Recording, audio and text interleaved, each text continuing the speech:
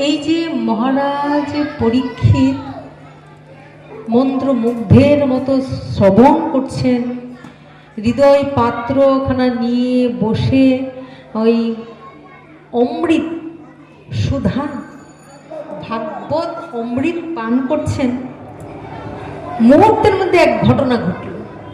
কি ঘটনা ঘটল? যখন শুকদেব গোস্বামী মহারাজ পরীক্ষিতকে ভাগবতীয় কথা, ভগবানের কথা বলতে যাচ্ছেন, শুরু করেছেন, অমনি সময় স্বর্গ থেকে দেবতারা ছুটে এলো। স্বর্গ থেকে দেবতারা তাদের প্রত্যেকেরই হাতে ঘোড়া, কলসি, সরঞ্জাম অনেক কিছু নিয়ে তারা সেখানে ছুটে এলো। সমস্ত দেবতারা এখানে ছুটে এসে তারা কি বলছেন? তারা শুকদেব গোস্বামীকে বলছেন যে আপনি মহারাজ পরীক্ষিত মৃত্যু আসন্ন, তার মৃত্যু হয়ে যাবে, তাহলে আপনি এক কাজ করেন, এই যে আমাদের কাছে আমরা অমৃত নিয়ে এসেছি, অমৃত পান করলে কি হয়? মৃত্যু হবে না, অমৃত পান করলে অমর হয়ে যাবে। তাহলে আপনি ওই অমৃত নেন, ওই তাকে পরীক্ষিত মহারাজকে অমৃত পান করিয়ে দেন, তার মৃত্যু হবে না। আর আপনি যে ভাগবতীয় অমৃত তাকে শ্রবণ করাতে চাইছেন, সেটা আমাদের দান করুন। কি বললেন? আমরা যে অমৃত নিয়ে এসেছি, ঘোড়া ঘোড়া অমৃত নিয়ে এসেছি, শুধু অমৃত নয়, মুক্তির জন্য যাহা কিছু সরঞ্জাম দরকার, আমরা মুক্তির পিছনে ছুটি না? কি করলে মুক্তি হবে, কি করলে মুক্তি হবে? মুক্তির সমস্ত সরঞ্জাম দেবতারা নিয়ে এলেন আর বললেন কি, যে না, ওই অমৃত তাকে পান করিয়ে দেন, তাহলে তার মৃত্যু হবে না, অমর হয়ে যাবে। আর আপনি যে ভাগবতীয় অমৃত দিতে চাইছেন, সেই অমৃতটা আমাদের দান করুন। শুকদেব গোস্বামী হাসলেন। শুকদেব গোস্বামী মৃদু হাসলেন আর বললেন, কি বোকা, কি মূর্খ দেবতারা! দেবতারাও এত মূর্খ, এত বোকা! তারা বলছে যে ওই অমৃতগুলি আমি নেই, পরীক্ষিতকে দেই, আর আমিও নেই, আর বিনিময়ে ওই অমৃত যেন তাকে দিই। আচ্ছা, কাঁচ আর হীরা দেখতে একই হলে কি হীরের সঙ্গে কাঁচ দিয়ে কখনো বিনিময় করা যায়? এটা কি সম্ভব? এই অমৃত পান করিয়ে তাকে অমর করতে চাইছে। আর ওই যে ভাগবতীয় কথা অমৃত, কথামৃত, ওই অমৃত পান করলে কি হবে? জন্ম জন্মান্তরের সার্কেল থেকে মুক্ত হয়ে সে বৈকুণ্ঠ প্রাপ্তি, ভগবত চরণ প্রাপ্তি হবে। আর ওই মৃত্যুর হাত থেকে এখন সে রক্ষা পেল, কিন্তু তার জীবন তো আর উন্নতি হবে না। তাও দেবতারা চাইলো এইটার বিনিময়ে ওইটা। কাঁচ আর হীরা কি কখনো এক হয়? দেখতে এক হলো, দুটো কি আকাশ পাতাল পার্থক্য। তাহলে সে যখন আমাদের সঙ্গে বিনিময় করতে চাইছে, তো এত মূর্খ দেবতারা, না, আমি তা কখনোই করব না। শুকদেব গোস্বামী চিন্তা করলেন, যদি দেবতারা বলতো যে আমরাও আস্বাদন করতে চাই, আমাদেরকেও হরিকথা আস্বাদন করা, তবে না হয় হরিকথাটাকে আস্বাদন করানো যেত। কিন্তু তারা কি করলো? Give and take policy. আমরা কিছু দিচ্ছি, বিনিময়ে আমাকে কিছু দাও। বিনিময় করতে চাইল, সামান্য অমৃত দিয়ে অমৃতময় যা সত্য, যে অমৃত, প্রকৃত যে অমৃত, সেই অমৃতকে মূল্যায়ন করতে চাইল না। এত মূর্খ, এত বোকা দেবতা, তারা এটা যোগ্য নয়। তাকে আমি কোনো দিনই এই অমৃত পান করাতে পারি না, কারণ তারা আমাকে বিনিময় করতে চাইল যে এইটা দাও আর ওইটা নাও। তারা তো বলেনি যে আমরাও শ্রবণ করতে চাই, আমাদেরও আস্বাদন করান, কিন্তু তারা অহংকার দেখিয়ে বলল এই নাও আর এই দাও, বিনিময় তো হবে না। শুকদেব গোস্বামী বললেন না, এটার যোগ্য দেবতারা নয়। তিনি তাদের ফিরিয়ে দিলেন না, দেবতাদের ফিরিয়ে দিলেন, অমৃত দান করলেন না। কথামৃত তব কথামৃতম তপ্ত জীবনম, যে তপ্ত জীবনটাকে শীতল করে দেয় তা তিনি দান করলেন। দেবতাদের হলো ভারী রাগ। দেবতারা চিন্তা করলেন কি আমাদের দিল না, আমরা বললাম যে স্বর্গ থেকে আমরা নিয়ে এলাম, ওই নিয়ে ওই দাও, আমাদের দিল না, আমাদের অযোগ্য ভাবলো। ঠিক আছে, আমরাও অপেক্ষা করি, আমরাও দেখি 7 দিন উনি কি দান করেন আর পরীক্ষিত মহারাজের কি অবস্থা হয়। অপেক্ষা করতে লাগলেন। ত্যাগ এবং বৈরাগ্য, ত্যাগ বৈরাগ্য ছাড়া কখনো মনুষ্যত্ব কল্পনা করা যায় না। মনুষ্যত্বের অর্থই হলো ত্যাগ এবং বৈরাগ্যের মধ্য দিয়ে যাওয়া। একটা ছোট্ট কাহিনী বলি, ধর্মীয় যে কোনো কাহিনী হলো কিছু শিক্ষামূলক, আমাদের ভক্তির রাজ্যে উন্নীত হওয়ার ব্যাপার। একবার একজন শিষ্য তার গুরুদেবকে গিয়ে জিজ্ঞাসা করেছেন, তার গুরুদেবকে গিয়ে জিজ্ঞাসা করছেন যে গুরুদেব, ওই যে নাম করো বলা হয়, ভগবানের নাম করো, সর্বক্ষণ নাম করো, সমস্ত জীব নাম করছে, কিন্তু আসলে প্রকৃতপক্ষে নাম করার উপযুক্ত সময়, সঠিক সময়টা কখন? এই যে আমরা কলির যুগে ভগবান গৌর সুন্দর আমাদের বললেন নামইব কেবলম, একমাত্র নাম করো, হরের নাম হরের নাম হরের নামইব কেবলম, কলুই নাস্তিব্য নাস্তিব্য নাস্তিব্য গতির অন্যথা। এই কলিযুগের নাম ভিন্ন আর কোনো গতি নেই, তাই নাম করো। পথ চলিতে কথা বলিতে খাইতে শুইতে যেবা নাম লয়, দেশ কাল নিয়ম নাহি সর্বসিদ্ধি হয়। এই তো আমাদের বিধান। তো শিষ্যকে জিজ্ঞাসা করছেন, গুরুদেব এই যে নাম করছি, কিন্তু সেই নামের একদম সঠিক সময়, শ্রেষ্ঠ সময় কোনটা? সর্বক্ষণই করে চলছি, কিন্তু কোন সময় আমাদের নামটা করা উচিত? অবশ্যই করা উচিত, উচিত নয়, অবশ্যই করা উচিত। বা ওই সময় যদি নাম না হয়, ভগবানের স্মরণ না হয়, তাহলে সারা জীবন যা করলাম সবই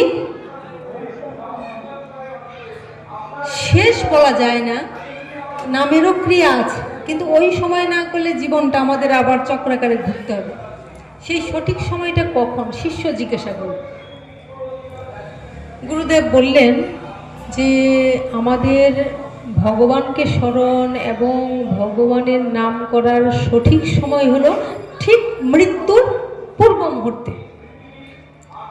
যখন একটা মানুষ মারা যাবে, ঠিক মৃত্যুর পূর্ব মুহূর্তের নাম অবশ্যই অবশ্যই অবশ্যই করা উচিত, ভগবান স্মরণ করা উচিত আর নাম করা উচিত। শিষ্য তখন বললেন এটা তো অসম্ভব, কারণ আমরা তো জানি না যে আমাদের কখন মৃত্যু হবে। আমরা যখন জানি না আমাদের মৃত্যুটা কখন হবে, তাহলে ঠিক মৃত্যুর পূর্ব মুহূর্তে কি করে নাম করব? আবার বলছেন যে মৃত্যুর পূর্ব মুহূর্তে যদি নাম না করা হয় তাহলে সবই শেষ, শাস্ত্রে আছে। তাহলে আমাকে কি করতে? 84 লক্ষ জন্ম পরিভ্রমণ করতে হবে, ঘুরতে হবে। অন্তকালে চ মামেব শরণ মুক্তা কলেবর। ভগবান বলেছেন মৃত্যুর মুহূর্তে, মৃত্যুর সময় যে আমাকে স্মরণ করে, আমার কথা চিন্তন করে, সে আমার ভাবি প্রাপ্ত হয়, সে আমাকেই লাভ করে। তো গুরুদেব তাই বললেন যে মৃত্যুর ঠিক পূর্ব মুহূর্তে নাম করা উচিত। তো শিষ্য তখন বলছে এটা কি করে সম্ভব? আমরা জানি না আমাদের মৃত্যুটা কোন মুহূর্তে হবে, অথচ সেটা না জেনে মৃত্যুর পূর্ব মুহূর্তে নামটা কি করে করব? তখন গুরুদেব হাসছেন। গুরুদেব হেসে বলছেন, যেহেতু আমরা জানি না কোন মুহূর্তে আমাদের মৃত্যু হবে, মৃত্যুর পূর্ব মুহূর্ত কোন সময়টা, তাহলে আমাদের কি করা উচিত? সর্বক্ষণ হরিনাম করা উচিত।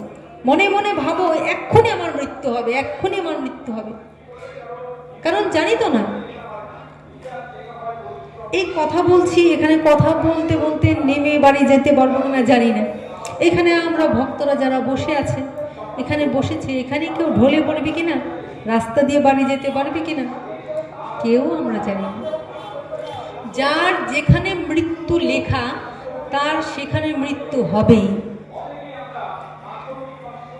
এমন ভক্ত একজন দেখেছি যে খাবার খাবে, খাবার নিয়ে এসছে, বলছে খাবারটা তো খাবো, ওই একটু তেল দিলে মনে হয় খাবারটা ভালো লাগতো। ওই তেলের কৌটোটা, সরিষার তেলের কৌটোটা রান্নাঘর থেকে নিয়ে আসতে গেল। সে বসে আছে, অপেক্ষা করছে, তেলটাই না ঢেলে দিচ্ছে, যে খাবে সে ঢলে পড়ে গেছে, খেতে পারলো না, গ্রাসটা মুখে তুলে দিতে পারলো না, তেলটা দিয়েছে ওখানেই সে ঢলে পড়ে গেছে। তাই বলছে যেহেতু আমরা মৃত্যু কোন মুহূর্ত হবে আমরা জানি না, তাহলে সঠিক সময়, প্রতিটা মুহূর্তকে সঠিক সময় মনে করো, প্রতিটা মুহূর্তই নাম করো। হরে কৃষ্ণ কৃষ্ণ কৃষ্ণ হরে হরে, হরে রাম রাম রাম হরে হরে, বল রে হরি বল, বল রে হরি বল, একবার বল রে হরি বল, বল রে হরি বল। হরে কৃষ্ণ কৃষ্ণ কৃষ্ণ হরে হরে, হরে রাম রাম রাম হরে হরে, বল রে হরি বল, হরি বল, হরি বল, তাই গৌর হরি বল। তাহলে আমাদের শিক্ষা কি দিলেন গুরুদেব? যে এই ভেবো না কাজটা করে নেই নাম করব না, এই ভেবো না যে সময় আছে নাম করব না, গুরু মন্ত্র দিয়েছে আজকে করতে পারলাম না কালকে করব না, না, কদিন রহিবে ভব মাঝে, আর অবিলম্বে করো যাহা করিবার, পরের কথায় কিবা আসে যায়, মিছে দাগা তুমি পেও না। এই সর্বক্ষণ মুখে নাম করতে হবে, তাহলে মৃত্যু মুহূর্তটা যখন আসবে তখন আর চেষ্টা করতে হবে না, নামের কৃপা হয়ে যাবে, গুরু কৃপা হয়ে যাবে, নামটা মুখে এসেই যাবে। কিন্তু আমি করলাম না, করব করব করে রেখে দিলাম, তবে কিন্তু মৃত্যু মুহূর্তে আসবে না। তাই বলছে সর্বক্ষণ সর্ব কাজে সবার মাঝে সবারও সঙ্গে যেন বিরত তোমারও সঙ্গরাজ, সর্বক্ষণ যেন হরি নামকে আশ্রয় করে আমরা থাকি।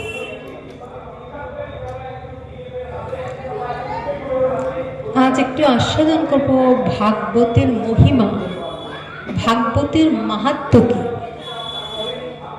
এই যে ভাগবত, সেই ভাগবতের কি মহিমা, আমরা ভাগবত কথা এই যে আয়োজন করা হলো, ভাগবত আসরে বসে ভাগবত কথা শ্রবণ করতে চাই, কি সেই ভাগবতের মহিমা, কি সেই ভাগবতের মাহাত্ম্য। এই ভাগবতের মহিমা বা মাহাত্ম্য যদি আমরা জানতে চাই, তবে আমাদের সেই শুকদেব গোস্বামীর কথা স্মরণ করতে হবে। যদি ভাগবত মাহাত্ম্য আমরা শ্রবণ করতে চাই, তাহলে শুকদেব গোস্বামী আজন্ম সন্ন্যাসী, সদা তত্ত্বধ্যানে নিরত, ব্রহ্মশাপগ্রস্ত মহারাজ পরীক্ষিত, শশাগড়া ধরিত্রীর অধীশ্বর, শশাগড়া ধরিত্রীর অধীশ্বর মহারাজ পরীক্ষিত ওই গঙ্গা তীরে বসে পায়বেশনপূর্বক ভগবানের কথা শ্রবণ করছেন। মহারাজ পরীক্ষিত, যিনি শশাগড়া ধরিত্রীর অধীশ্বর। আর কে শ্রবণ করছেন? মহারাজ পরীক্ষিত। মহারাজ পরীক্ষিত এমন মহারাজ, যেমন তেমন নয় যে শুধু রাজা মহারাজ তা নয়, ইনি এমন মহারাজ যে মুহূর্ত মাত্র রাজা হওয়া সত্ত্বেও রাজ্য ত্যাগ করে চলে যেতে পেরেছেন। আমরা পারবো? একবার ভেবে দেখেন। আমরা যদি মনে মনে ভাবি আর সংসার করব না, এক্ষুনি বিরাগ, সংসারের প্রতি বৈরাগ্য আসছে, বিরক্তি আসছে, আবার যখনই দুপা দিব তখন ভাববে কে, পড়াবে কে, দেখবে কে, কোথায় যাব, কত চিন্তা আমাদের ঘিরে ধরে। মহারাজ পরীক্ষিত এক বৈরাগ্য যখন তীব্র আসলো, যখন তিনি অভিশপ্ত হলেন, তখন তার মনে হলো যে অভিশাপটা কি পেলেন না, 7 দিনের মধ্যে তক্ষক তাকে দংশন করবে, তার মৃত্যু হয়ে যাবে। সঙ্গে সঙ্গে মহারাজ পরীক্ষিত কি করলেন, তীব্র বৈরাগ্য এলো এবং তিনি তারই পুত্র জনমেজয়ের হাতে ওই সমস্ত কিছুর ভার তুলে দিয়ে গঙ্গার তীরে প্রায়বেশন পর্ব বসেছেন। গঙ্গার তীরে ওখানে গিয়ে কি করছেন, আহার নিদ্রা বাহ্যক্রিয়া যাহা যাহা কিছু আছে সমস্ত কিছু ত্যাগ করে, যেটাকে বলছে প্রায়বেশন পূর্ব, বসে হরি কথা শ্রবণ করছেন।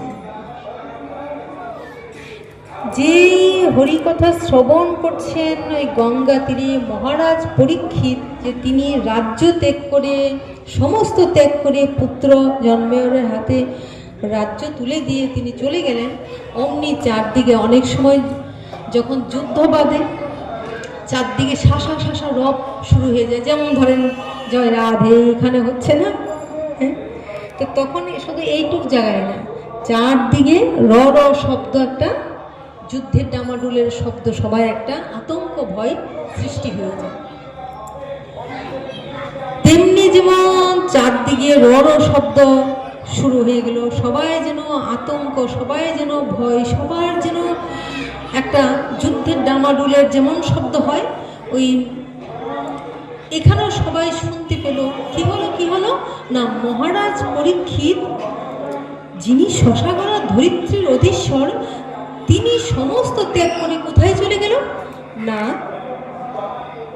গঙ্গার তীরে। তিনি সংসার, রাজ্য, প্রজা, সম্মান সমস্ত ত্যাগ করে চলে গেলেন। এটা কারা, মানে যেদিকে তারা যাচ্ছে সেদিকেই সবাই বলছে কি করে সম্ভব, রাজা সমস্ত ত্যাগ করে চলে গেছেন, সবাই ভয় পাচ্ছেন। সবার মধ্যে মুখে মুখে মুখে মুখে কথা হচ্ছে। ওই কথাগুলি মুখে মুখে হতে হতে ওই যে যারা সাধু সন্ত সন্ন্যাসী, ব্রহ্মর্ষি, দেবর্ষি, ঋষি, অঙ্গিরা, বিশ্বামিত্র, বৈশিষ্ট্য, যে যেখানে ছিল, যে যেখানে সাধন ভোজন করছিল, যে যেখানে তপস্যা করছিল, কেউ হয়তো গুহার, কেউ হয়তো পর্বতে, কেউ হয়তো জঙ্গলে, কেউ হয়তো নদীর তীরে, প্রত্যেকেই শুনতে পেরে একই মহারাজ পরীক্ষিত রাজ্য ত্যাগ করে সন্ন্যাস নিয়ে, রাজ্য ত্যাগ করে তিনি সমস্ত ত্যাগ করে চলে গেলেন। কেন? না, তার একটাই কারণ, তিনি অভিশপ্ত হয়েছেন, তাকে অভিশাপ দেওয়া হয়েছে। কে অভিশাপ দিয়েছে? সৌনিক মুনির পুত্র শৃঙ্গী। শৃঙ্গী তাকে অভিশাপ দিয়েছে 7 দিনের মধ্যে তাকে তক্ষক দংশন করবে আর তার মৃত্যু হবে। দেখেন, আমরাও অনেকে জানি, ডাক্তার কথা দিয়ে দেয় না যে আর এতদিন সময় আছে, বেশি দিন বাঁচবে না, এমন আমরা পাই তো, যে আর 2 মাস 3 মাস সময় আছে, বা আর 7 দিন সময় আছে। দেখেন, তাও খাওয়ার চিন্তা, তাও কত কিছুর চিন্তা, ওই কোথায় তার ব্যাংক ব্যালেন্স, কোথায় কি, মৃত্যু অবস্থা, মৃত্যুর মুহূর্ত খবর বলে দিল, কারো ভয় থাকে না। আর মহারাজ পরীক্ষিত কি করলেন? সব ত্যাগ করে চলে গেলেন। আর এইদিকে যখন ওনারা জানতে পারলেন যে না, মহারাজ পরীক্ষিত তো সাধারণ কেউ নয়, যাকে কিনা স্বয়ং ভগবান, মাতৃগর্ভে যখন মহারাজ পরীক্ষিত ছিলেন, স্বয়ং ভগবানের দায় ছিল মাতৃগর্ভে প্রবেশ করে ওই ব্রহ্মাস্ত্রের হাত থেকে তাকে রক্ষা করেছিল।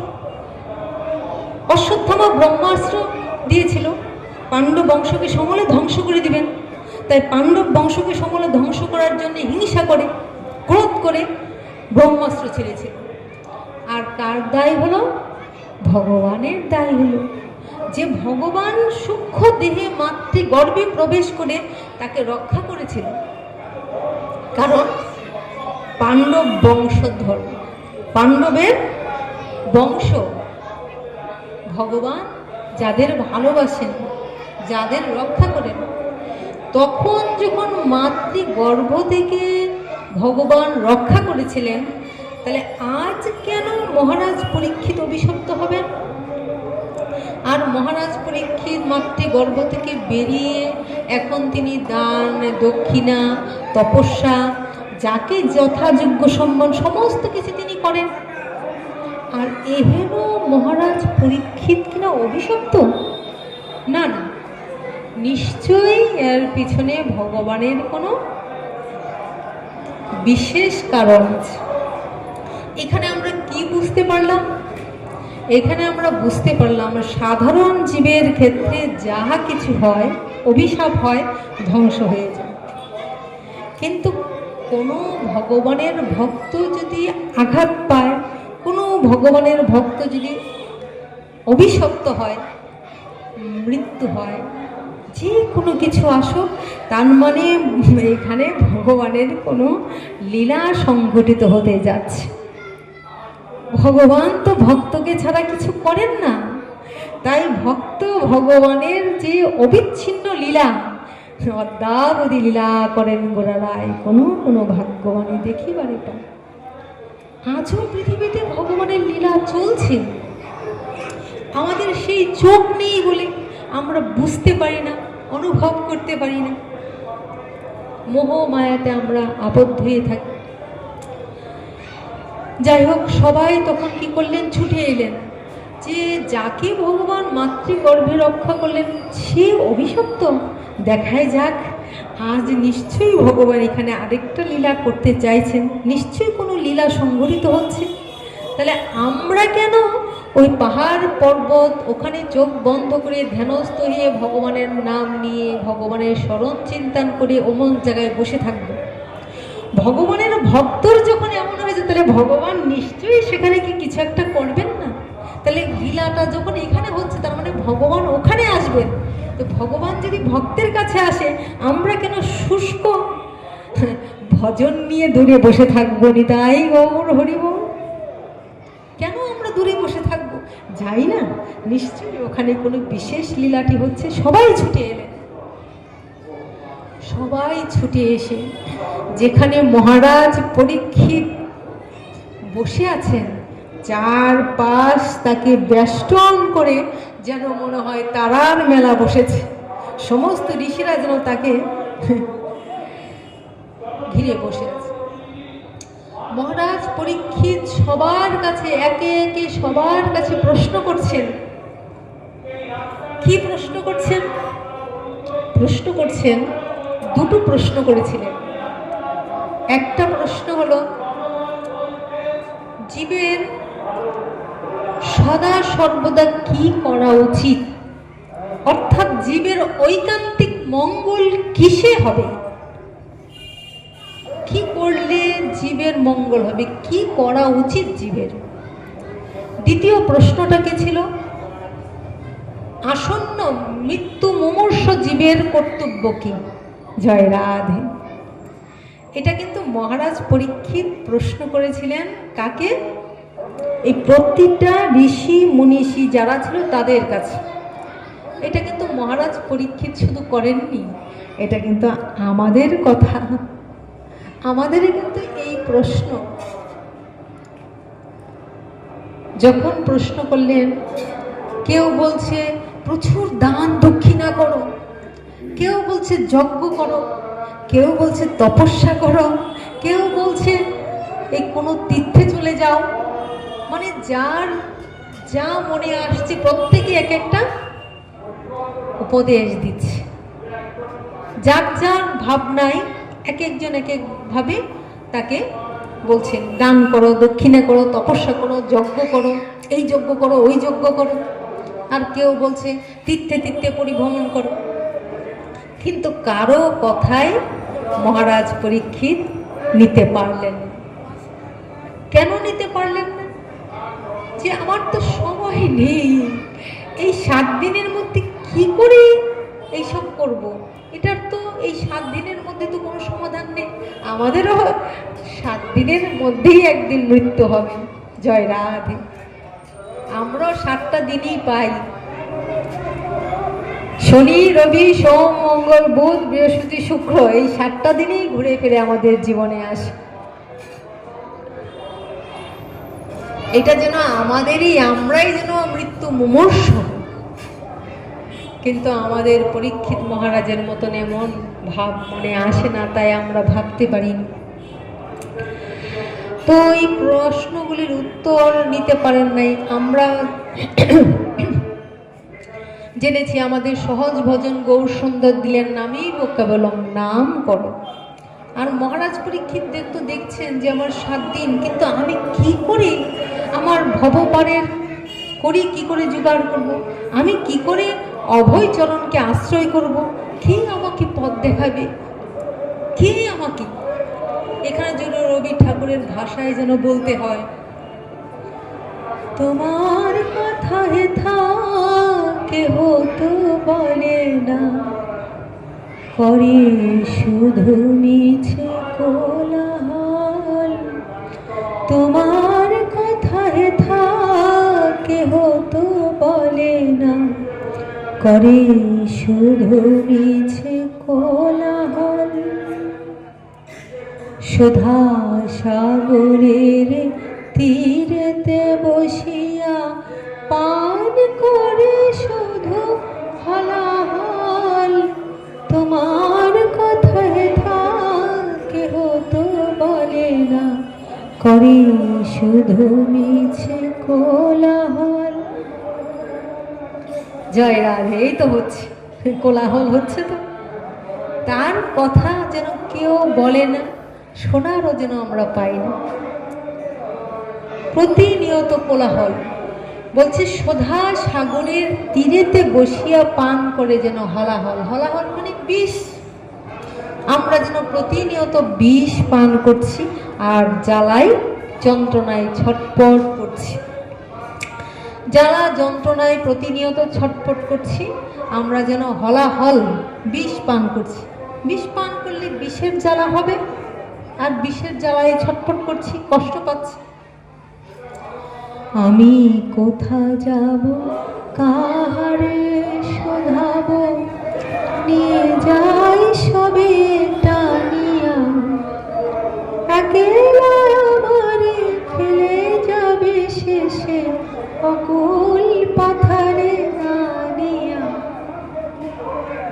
আজকে স্ত্রী টেনে নিচ্ছে, আজকে স্বামী টেনে নিচ্ছে, আজকে সন্তান টেনে নিচ্ছে। কোথায় যাচ্ছ তুমি? বাইরে গেলে ঘরের কাজটা কি করে হবে, খাবারটা কে দিবে, বাজারটা কে আনবে?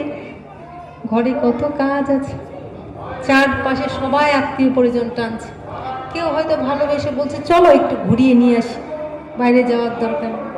কিন্তু এই যে মায়ার জগৎ, একটু অসুস্থ হয়ে দেখেন কেউ পাশে থাকে না। তাই যেন বলছে আমি কোথা যাব, কাহারে শোধাবো, নিয়ে যাই সবে টানিয়া, একেলা আমারে ফেলে যাবে শেষে অকুল পাথারে আনি। তো ওই অকুল পাথারে কুল পাওয়ার জন্যই যেন সাধু সঙ্গ। কিন্তু আমরা একটা ভুল করি, সাধু সঙ্গ বললে কি বলছে, যদি তরিতে বাসনা থাকে ধররে মন সাধুর সঙ্গ, বলে না? যদি তরিতে বাসনা থাকে ধররে মন সাধুর সঙ্গ, ভজরে আনন্দের গৌরাঙ্গ, জপরে আনন্দের গৌরাঙ্গ, ভজরে আনন্দের গৌরাঙ্গ। সাধু সঙ্গ ছাড়া এই পথকে দেখাবে, তাই সাধু সঙ্গ করে। কিন্তু ভুল আমরা করি, আমরা মনে মনে ভাবি সাধু সঙ্গ মানে সাধুর কাছে গিয়ে সবসময় বসে থাকতে হবে না। এই যে আজকে একটা ভাগবতী আসর হচ্ছে, এখানে যারা ভক্ত তারা কিন্তু ঠিক চলে এসছে, এদিকে হইচই হচ্ছে, এখানে যারা যাওয়ার গেছে, বহু লোক খেলছে ছুটছে, কিন্তু আপনাদের মতো যারা ভক্ত তারা ওই ফুলের মধু নেওয়ার জন্যে, সাধু সঙ্গ করার জন্যে, সত্যের সঙ্গ করার জন্য চলে আসছে। তো সাধু সঙ্গ মানে যখন সত্যের কথা হচ্ছে, যখন ভগবানের কথা হচ্ছে, যখন সাধুর সঙ্গ লাভ করা যাচ্ছে, তখন গিয়ে একটু সঙ্গ করলাম, আর বাকি সময়টা ওইটাকে রোমন্থন করা। রোমন্থন করা মানে গরু যেমন ঘাস খায়, খেয়ে ওটা জাবর কাটে না, উগড়ে এনে সেটাকে চিবোতে থাকে। তো আমাদেরও যেন বলা হয়েছে যে আমরা ওই সঙ্গটা, দৈহিক সঙ্গ আমরা সবসময় করতে পারবো না, করা যায় না, করা সম্ভব না, কিন্তু আমরা প্রতিনিয়ত সঙ্গ করতে পারি। আজ যে আমরা হরি কথাটা শ্রবণ করলাম, আজকে যে আমরা এই যে কয়দিন ভাগবতী অনুষ্ঠান হচ্ছে, এক একজন ভক্তরা এক এক সময় এসে হরি কথা বলেছেন, সাধু মহাত্মারা, যে কথাগুলি হলো, যে ভগবানের সঙ্গে সঙ্গটা হলো, যে পরিবেশটা পেলাম, এটাকেই যেন স্মরণ করা। আমরা বৃন্দাবন যাই, বৃন্দাবন গেলে আমরা জানি অমুক জায়গাটায় রাধাকুণ্ড ছিল, অমুক জায়গাটায় শ্যামকুণ্ড ছিল, ওখানে গিরি গোবর্ধন আমরা স্মরণ করি না? চোখ বন্ধ করে আমি আমার প্রিয়জনকে দেখতে পাই না? জয় রাধা। তো ওইটাও সাধু সঙ্গ, এটাই সাধু সঙ্গ। সাধুর কাছে গিয়ে সেটাকে হৃদয়ে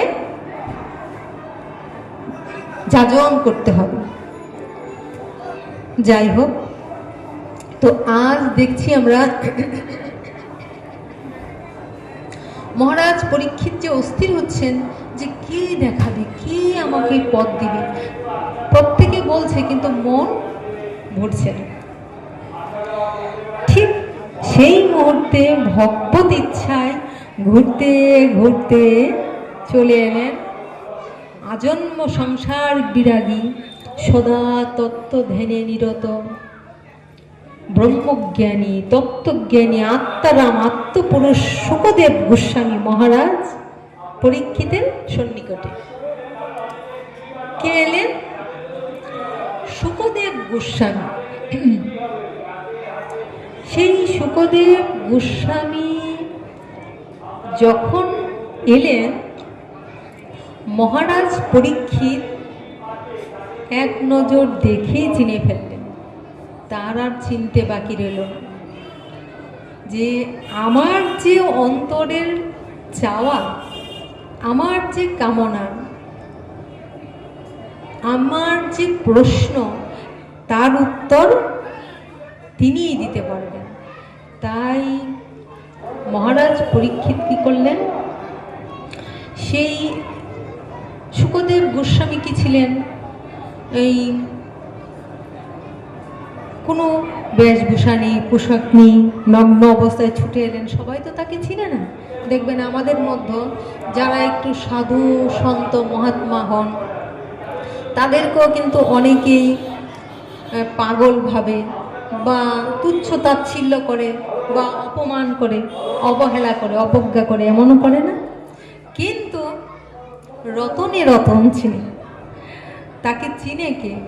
যাদের সেই পিপাসা, লালসা, ভালোবাসা, ভক্তি আছে, তারা কিন্তু ঠিক চিনে নেয়।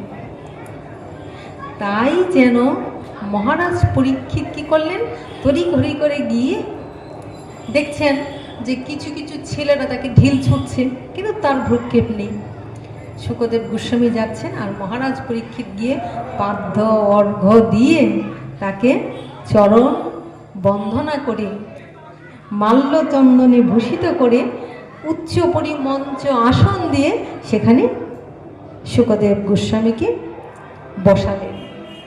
বসিয়ে তার নিচে ওই যে আসনটা ওই থেকে এসছে, যে আমরা যদি ভগবত সম্বন্ধে কিছু জানতে চাই, তাহলে আমাদেরকে তাকে উচ্চ পরিমঞ্চ আসন দিয়ে ভগবানের কথা শ্রবণ করার জন্য লালসা পিপাসা নিয়ে, হৃদয় পাত্রটা নিয়ে বসতে হয়। আর যেন শুকদেব গোস্বামীকে বসিয়ে মহারাজ পরীক্ষিত বসলেন। তার কাছে প্রশ্ন যে আসন্ন মৃত্যু জীবের কি কর্তব্য? আর চারপাশ দিয়ে সমস্ত সাধু মহাত্মারা বসে আছেন, যেন মনে হচ্ছে যে আকাশের মাঝখানে যেমন চাঁদখানা থাকে, শুকদেব গোস্বামীকে যেন মনে হচ্ছে জল জল করছে সেই চাঁদ। শুকদেব গোস্বামীকে যেন মনে হচ্ছে আকাশের সেই বড় চাঁদটা ঝলমল করছে, আর চারদিকে সবাইকে যেন মনে হচ্ছে তারা বেষ্টিত, তারা খচিত আকাশ। তখন প্রশ্ন করা হলো যে আসন্ন মৃত্যুজীবের কি কর্তব্য? শুকদেব গোস্বামী তখন বলতে শুরু করলেন, একে একে এই ভাগবত কথা তিনি বলা আরম্ভ করলেন। আমরাও তো ভাগবত কথা শ্রবণ করছি, করে এসছি, সামনেও করব। জয় রাধে। কিন্তু আমাদের মতন নয়। আমরা একটু ভাগবত কথা শ্রবণ করছি, ভালো লাগছে না, উঠে দাঁড়িয়ে গা মোড়া দিচ্ছি। ভালো লাগছে না, একটু শ্রবণ করছি, একটু হেঁটে ঘুরে আসলাম, আবার এসে বসছি। অনেকে হয়তো, কেউ হয়তো আসলেন ভাগবত আসরে, বসলাম, একটু কিছু পেলাম, ওটার মধ্যে হেলান দিয়ে আরাম করে বসলাম। হয়তো গাটা হেলান দিয়ে, পাটা তুলে, পাটা পায়ের উপর দিয়ে সুন্দর বসে, আমরা করি না এরকম? কেউ হয়তো পাশে লোক কথা বলছে, তার সাথে দুটো কথাও বলছে, সময় সুযোগ, এখানে ভগবানের কথা হচ্ছে, কে আসছে যাচ্ছে, ওখানে আমাদের ধ্যান চলে যাচ্ছে। মহারাজ পরীক্ষিত তা করেননি। মহারাজ পরীক্ষিত কি করেছিলেন? প্রায়বেশন পূর্বক আহার, নিদ্রা, বাহ্যক্রিয়া, বাহ্যক্রিয়া মানে মলত্যাগ, সমস্ত কিছু, এইসব কিচ্ছু করবেন না। এই এক আসনে বসেছেন, দিন রাত একাকার করে তন্ময় হয়ে, মন্ত্রমুগ্ধের নাই, শুধু অন্তরের ক্ষুধা, অন্তরের ক্ষুধা, পিপাসা যেন নিবারণ করার জন্য পাত্র ঢেলে বসে আছে, পাত্র মিলে বসে আছেন। আর সেখানে শুকদেব গোস্বামী তার হৃদয় পাত্র ভরে দিচ্ছেন, একে একে ভগবানের কথা।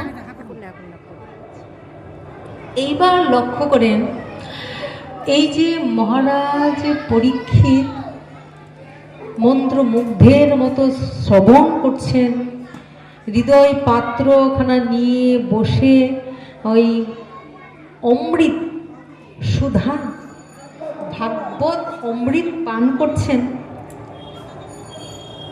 ঠিক সেই সময় কি হলো,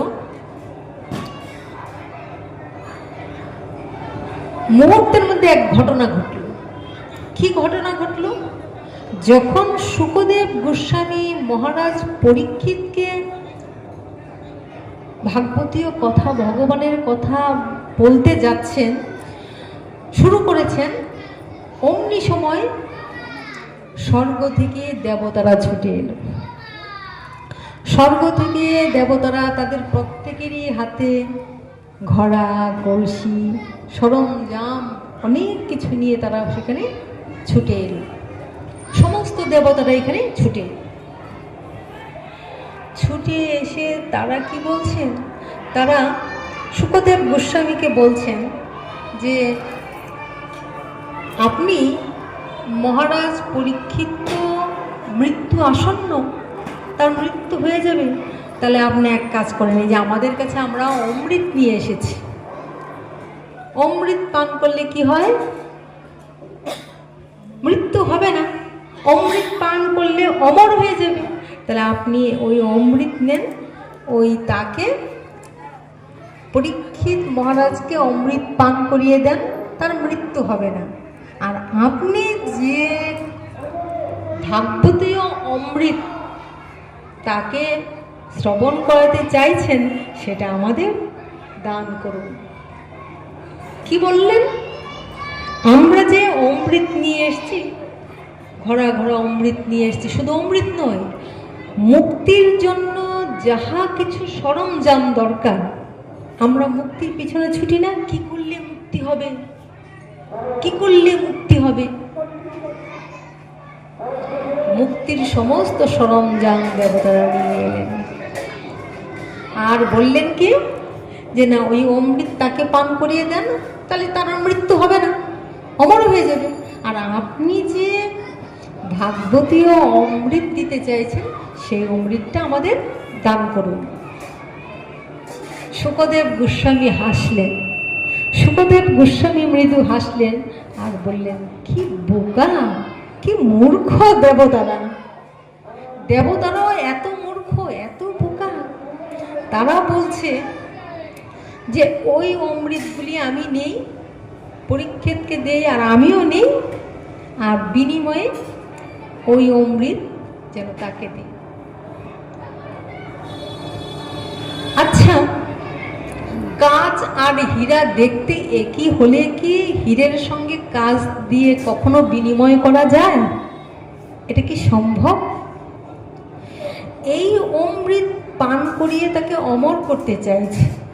আর ওই যে ভাগবতীয় কথা অমৃত, কথামৃত, ওই অমৃত পান করলে কি হবে? জন্ম জন্মান্তরের সার্কেল থেকে মুক্ত হয়ে সে বৈকুণ্ঠ প্রাপ্তি, ভগবত চরণ প্রাপ্তি হবে। আর ওই মৃত্যুর হাত থেকে এখন সে রক্ষা পেল, কিন্তু তার জীবন তো আর উন্নতি হবে না। তাও দেবতারা চাইল এইটার বিনিময়ে ওইটা। কাঁচ আর হীরা কি কখনো এক হয়? দেখতে এক হলো, দুটো কি আকাশ পাতাল পার্থক্য। তাহলে সে যখন আমাদের সঙ্গে বিনিময় করতে চাইছে, তো এত মূর্খ দেবতারা, না, আমি তা কখনোই করব না। শুকদেব গোস্বামী চিন্তা করলেন, যদি দেবতারা বলতো যে আমরাও আস্বাদন করতে চাই, আমাদেরকেও হরিকথা আস্বাদন করা, তবে না হয় হরিকথাটাকে আস্বাদন করানো যেত। কিন্তু তারা কি করলো? Give and take policy. আমরা কিছু দিচ্ছি, বিনিময়ে আমাকে কিছু দাও। বিনিময় করতে চাইল,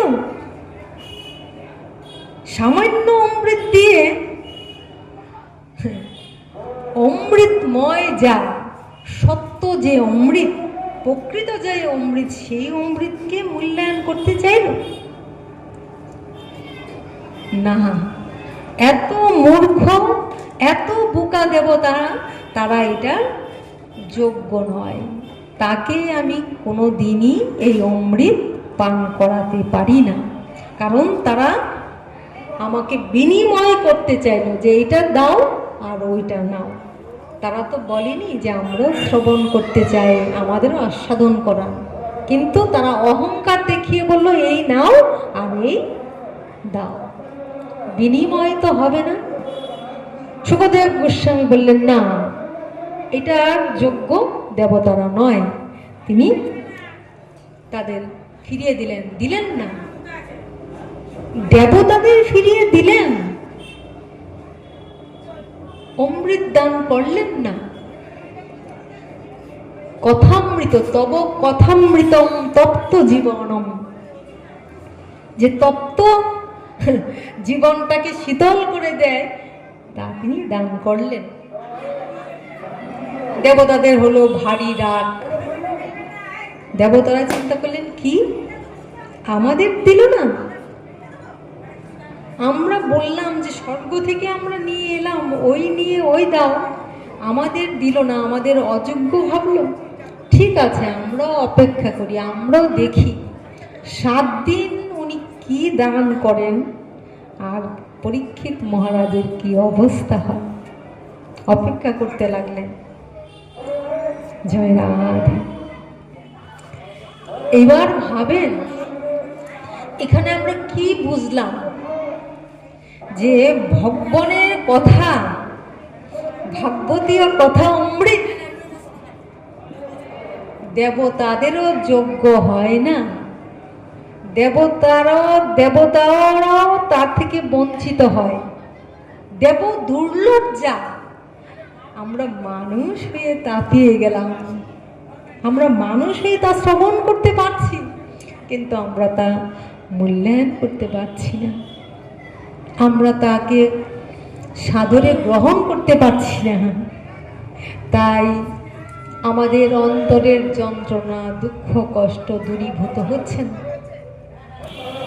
যেখানে শুকদেব গোস্বামী দেবতাদের সরিয়ে দিলেন, আমরা সাধারণ মানুষ হয়ে এসে আমরা তা আনাচে কানাচে সর্বত্র হরি কথা শ্রবণ করার যোগ্যতা লাভ করলাম। আমরা বসে যাই। ভাগবত আসরে আসা কিন্তু চারটিখানি কথা নয়। এই যে আপনারা যারা এখানে ভাগবত আসরে বসে হরি কথা শ্রবণ করেছেন, আপনারা মহা মহা মহা ভাগ্যবান। বহু জন্মের স্বীকৃতি না হলে কেউ ভাগবত আসরে আসেই না, আসতেই পারে না।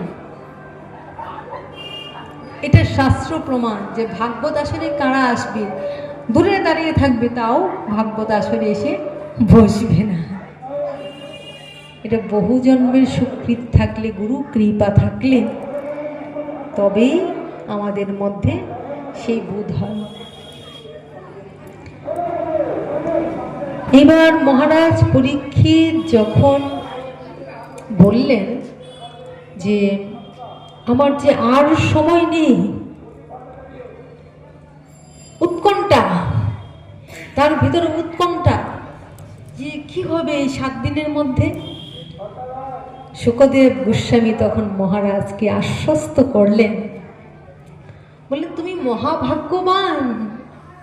এখানে আমাদেরকে বলা হচ্ছে যেবা যারা ভগবানের কথা শ্রবণ করতে চায়, ভগবানের কথা শ্রবণ করার জন্য ছুটে যায়, যেবা যারা ভাগবত আস্বাদন করতে চায়, তারা ভাগ্যবান। এখানে বলছেন যে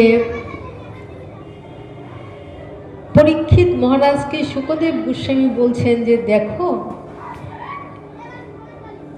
তুমি তো জানো 7 দিন তোমার আয়ু আছে, তুমি উদ্বেগ, উৎকণ্ঠিত, তুমি ভয় পাচ্ছ।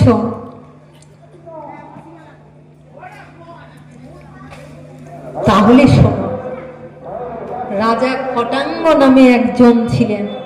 রাজা খটাঙ্গ, আমরা নাম শুনেছেন, আপনারা ভক্তরা জানেন নিশ্চয়। সেই খটাঙ্গ রাজা জগতে এমন ভক্ত, তার কোনো কিছুর অভাব নেই। একবার দেবতা আর অসুরের মধ্যে যুদ্ধ বাঁধল। অসুররা দেবতাদের স্বর্গ থেকে বিতাড়িত করল। দেবতারা এসে তার কাছে মিনতি করল যে আমাদের হয়ে আপনি কিছু প্রজাবৃন্দ দিয়ে যদি আমাদের স্বর্গটা ফিরিয়ে দেন, রাজা খটাঙ্গ তখন কি করেছিলেন? খটাঙ্গ তখন তার প্রজাদের দিয়ে ওই স্বর্গরাজ্য আক্রমণ করে স্বর্গকে জয় করে দেবতাদের রাজ্য দেবতাদের ফিরিয়ে দিলেন। দেবতাদের রাজ্য দেবতাদের ফিরিয়ে দিয়ে খটাঙ্গ চলে যাচ্ছে। তখন দেবতারা বলছে, কিছু চাও, কিছু চাও? বলছে, না, আমি তো কিছুর বিনিময়ে আপনার কাছে আমি রাজ্য ফিরিয়ে দেইনি, স্বর্গরাজ্য ফিরিয়ে দেইনি, আমি তো মনে কোনো আশা নিয়ে করিনি। দেখেন এখানে শিক্ষা যে কিছু কারোর জন্য করলে বিনিময়ে অন্তরে অন্তঃস্থলে যেন কোনো চাওয়া না থাকে। বলছে, না, আমি তো কোনো আশা নিয়ে স্বর্গ রাজ্য করে ফিরিয়ে দিইনি, আমার কিছু চাওয়ার নেই। কিন্তু বারবার যখন দেবতারা বলতে লাগলেন, না, কিছু তো চাও, কিছু তো চাও, তখন খটাঙ্গ বলল, আচ্ছা কিছু যে চাইব, তাহলে আমাকে এতটুকু আপনারা আশ্বস্ত করুন যে আমি যে কিছু চাইব তার আগে আমি কতটা সময়, কতক্ষণ আর বাঁচব, আমার পরমায়ু কতটুকু আছে। আমাদের কি মনে হয় সে কথা? আমার পরমায়ু কতটুকু আছে, আমি কতটা সময় বাঁচব? যখন বললেন যে আমার আর কতটুকু সময় আছে, কতটা সময় বাঁচব বলেন, দেবতারা বিচার করে সঙ্গে সঙ্গে বলে দিলেন, কি বলে দিলেন? যে আর এক মুহূর্ত সময়। এক মুহূর্ত মানে বুঝতে পেরেছেন? চোখের পলকে শেষ হয়ে যাওয়ার অবস্থা। এক মুহূর্ত 48 মিনিটের মতন সময়। সঙ্গে সঙ্গে খটাঙ্গ বলছে, তাড়াতাড়ি আমাকে স্বর্গ থেকে নামিয়ে দেন। এক মুহূর্ত মানে আমি তো আর সময় পাবো না, আমার তো আর ভজন করার উপায় নেই, কারণ স্বর্গে হলো বিলাসবহুল সুখ ভোগের জায়গা, এখানে কখনো ভজন হয় না। তার মানে দেখেন, মানুষ হয়ে যে ভজন করা যায়, দেবতা হলে কিন্তু ভজন করা যায় না। তাই যেন এই কলিযুগে দেবতারাও আশা করে আমরা যদি মর্তে মানুষ হয়ে যেতে পারতাম, তাইলে এই ভাগবত অমৃত পান করে আমরা রস আনন্দে ভরপুর হয়ে থাকতে পারতাম। হে প্রভু, আর যত যুগেই আমাদের দেবতা করো না কেন, কলি যুগে যেন মানুষ করে মানুষের ঘরে জন্ম দিও, যেন ভাগবতীয় কথা শ্রবণ করতে পারি, যেন তোমার কথা তোমার ভক্ত বদনে শ্রবণ করে জীবন সার্থক করতে পারি। জয় রাধে, জয় রাধে।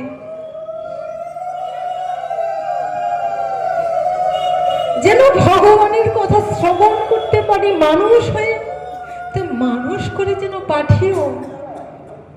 আমরা তো কত গর্ব করি বলি আমরা তো মানুষই, আমরা তো মানুষই। মহাজন বলেছেন, ওরে মানুষের আকার হইলে কি হয়, তুমি করো ভূতের কাম, ওরে নইলে বদনে কেন বলো না, আমার শ্রীকৃষ্ণ গোবিন্দ নাম। মনরে মন কি লাগে আইলি ভাবে, ওরে আমার জীবনে আমার হরি না ভজিলে, সে তুই মানুষ কবে। ওরে পাখিরে যে না লওয়াইলে লয়, সুখ আদি কত, তুমি যে তাহাতে আলস্য করো, এ হয় কেমন মতো। আমরা অলসে দিন যাপন করছি, মনুষ্য জীবন শেষ হয়ে যাচ্ছে, পারছি না। আজ এই কর্ম, কাল ওই কর্ম, কাল ওই দায়িত্ব, পরশু ওই দায়িত্ব। দায়িত্বের চাপে চাপেই নিষ্পেষিত হয়ে যাচ্ছি, দিন গুণাদিন শেষ হয়ে যাচ্ছে। হরি ভজন হলো না, কৃষ্ণ ভজন হলো না, কৃষ্ণ বলে কাদা হলো না, হরি বলে কাদা হলো না, ডাকা হলো না, সাধু গুরুর চরণ লাভ হলো না, ভগবানকে ভালোবাসা হলো না, ভগবানের কে পাওয়ার আশা হৃদয়ে জাগলো না। কি হবে? চরণে পড়িব লাজে, যখন শেষ সময় আসবে, যখন মৃত্যু এসে সন্নিকটে দাঁড়াবে, এক মুহূর্ত সময় আর থাকবে না যে আমাকে একটু সময় দাও, আমি একটু হরি ভজন করি, ঘাড় ধরে নিয়ে যাবে, সময় শেষ। কিন্তু পারলাম না, মানুষ হয়ে এসে হরি ভজন করার ক্ষমতা হলো না। কারো যদি ভেতরে এই আক্ষেপটুকুও জাগে যে পারলাম না, কিছু হলো না, কিছুই হলো না এই জীবনে, তবু সে সার্থক, তবু সে ধন্য। তো ওই খটাঙ্গ কি করেছিলেন? তাড়াতাড়ি আমাকে মর্তে প্রেরণ করে, কারণ আমি তো স্বর্গে, এখন দেবতাদের স্বর্গ ফিরিয়ে দিয়েছি, স্বর্গ থেকে না নামতে পারলে আমার যে ভগবানের চরণকে ধরা হবে না। দেবতারা তড়ি ঘড়ি করে বিমানে বসিয়ে তাকে মর্তে নামিয়ে দিলেন, আর সঙ্গে সঙ্গে খটাঙ্গ চোখ বন্ধ করে ভগবানের শ্রীচরণ পাদ পদ্মে নিজেকে বিলীন করে দিলেন। ভজরে মন শ্রীনন্দের নন্দন, অভয় চরণার বিন্দু, দুর্লভ মানব জনম সৎ সঙ্গে, তরহ এ ভব সিন্ধুরে, ভজরে মন শ্রীনন্দের নন্দন, অভয় চরণার বিন্দুরে। এ ধন যৌবন পুত্র পরিজন, মনরে মনরে আমারে ধন যৌবন পুত্র পরিজন, ইথে কি আছে বড় তিথিরে, কমল জল দর জীবন টল বল, ভজ হরি পদ নীতিরে, ভজ রে মন শ্রীনন্দের নন্দন, অভয় চরণার বিন্দু। জয় গৌরাঙ্গের জয়, জয় গৌর ভক্তগণের জয়।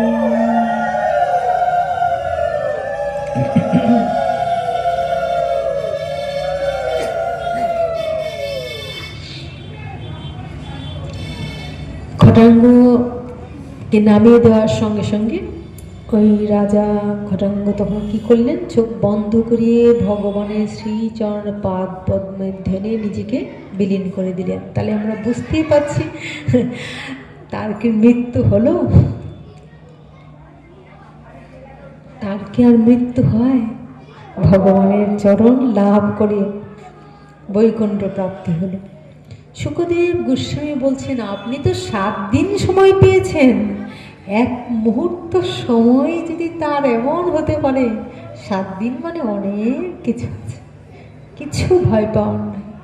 এখানে তত্ত্ব তো আমাদেরকে বলা হচ্ছে, আমাদের মৃত্যু হবে বলে আমাদের অনেকে আছে না খুব ভয় পায়, মরে যাব, বাঁচবো না তো, মৃত্যু ভয়ে উৎকণ্ঠিত। বলছে মৃত্যু ভয়ে ভীত হওয়ার দরকার নেই, মৃত্যু ভয়ে ভীত হওয়ার দরকার নেই। যা অবশ্যম্ভাবী, যা হবেই, সে নিয়ে ভয় কেন পাবে? ও নিয়ে ভয় না পেয়ে অভয় চরণকে আশ্রয় করো, সাধুগুরুর চরণ আশ্রয় করে ভগবানের চরণ তলে যদি নিজেকে সঁপে দেই, আর কি ভয় থাকে? যাই হোক, তারপর একে একে একে একে শুকদেব গোস্বামী যখন ভাগবত কথা, ভাগবতীয় কথা বলে চলছেন, তারপর 7 দিন পেরিয়ে গেল। 7 দিন পেরিয়ে যাওয়ার পর দেখা গেল ওই যে চারপাশে যে একটা কালো চাঁদুয়া টানানো হলো, দেখা গেল চাঁদুয়াটা ফকফকে সাদা হয়ে গেছে। জয় রাধে। এগুলিও তত্ত্ব আছে। আর সেই কালো নেই, আর অন্ধকার নেই। তো তখন কি হলো? তখন যেন ভগবত চরণ লাভ করে তার জীবন ধন্যাতিধন্য হয়ে গেল। ভগবানের চরণ আশ্রয় করল, আর ভগবানের চরণ আশ্রয় করে তার ওই 7 দিনের জয় রাধে, তার জীবন ভগবানের চরণে উৎসর্গ করে দিল। তা আজ এখানেই হরি কথা বিশ্রাম দিব, ভগবানের কথা বিশ্রাম দিব। কি করলো? আমরা দেখতে পারলাম যে ভগবানের চরণকে আশ্রয় করে ভক্ত অনায়াসে এই ভব সিন্ধু পার হয়ে যেতে পারে। গুরু কৃপাহি কেবলম, গুরু কৃপাহি কেবলম, গুরু কৃপাহি কেবলম। জগৎগুরুর কৃপায়, ভগবানের কৃপায় কি হয়ে গেল? ওই শুকদেব গোস্বামী গুরু রূপে ছিলেন, আর পরীক্ষিত মহারাজ ভগবানকে স্মরণ করে ওই শুকদেব গোস্বামী কি করলেন? গুরু রূপে, আর এখানে শিষ্যরূপে তাকে সমস্ত কিছু রাধে রাধে ভগবত জ্ঞান দেওয়ার পরে সেই শুকদেব গোস্বামীর কৃপায় পরীক্ষিত মহারাজ উদ্ধার হয়ে গেলেন। ভগবানের চরণ ধরে অভয় চরণ লাভ করে বৈকুণ্ঠ প্রাপ্তি হয়ে গেল। তো বৈকুণ্ঠ যখন তার প্রাপ্তি হলো, আর কি তার জন্ম জন্মান্তরের কিছু থাকে? এটাই গৌর। বাঞ্ছা কল্পতরুভ্যশ্চ কৃপা সিন্ধুভ্যেব চ পতিতানাং পাবনেভ্যো বৈষ্ণবেভ্যো